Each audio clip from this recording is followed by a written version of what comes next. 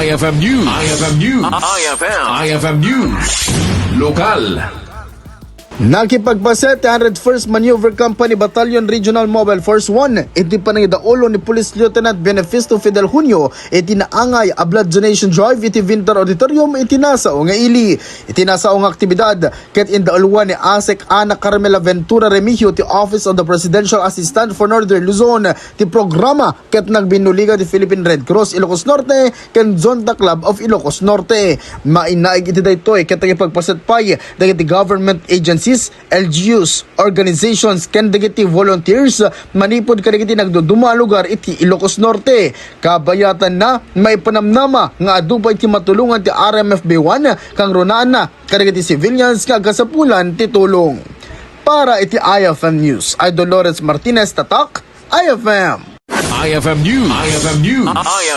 IFM News. Lokal.